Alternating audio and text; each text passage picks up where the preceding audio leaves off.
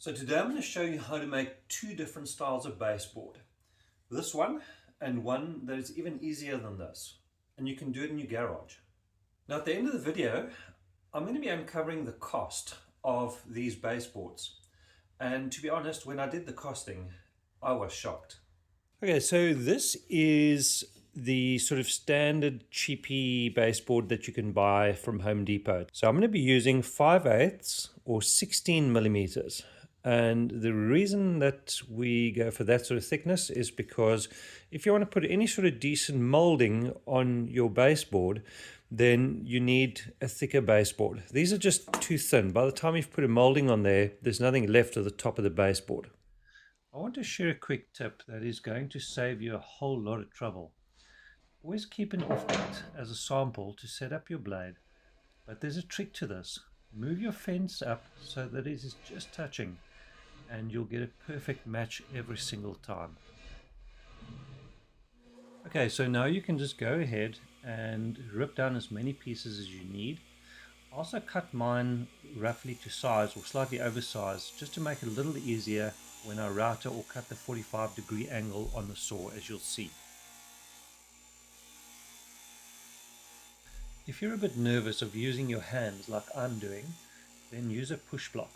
I'll put a link to one in the description. So here I'm setting up for the 45-degree cut, and I'm doing exactly the same as I did before. I just want to point out that there are safer ways to do this cut, but they do take longer. If you'd like me to make a video on that subject, then please drop that in the comments below and I'll happily do that. I should also add that using a feather board here to just hold the piece of MDF against the fence is probably also a good idea, and I actually need to get one of those. This is the spiral upcut bit I would normally use. However, I broke it just after filming this clip. I'll put a link in the description and I'll just use a normal router cutter. Alright, so the last part of this process is fairly simple.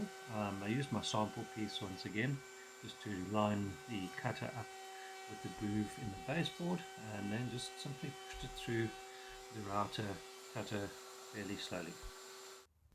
Alright, so for our next trick we are just going to whack a shape onto a piece of MDF and see what it looks like. Okay, so I just did that off camera and there you can see the end result. So now let's get to that costing. Okay, so I went online and I had a look at some baseboards, and there's quite a wide range.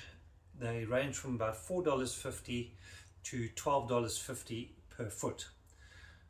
Now I bought a sheet of MDF and I paid about $62 for it. And if you rip it down to 4 3/4 inches or 120 millimeters, you'll get 10 lengths at 8 foot, which gives you 80 foot. And there's very, very little waste, almost no waste at all. So if we do the calculation, that material comes down to about 78 cents per foot.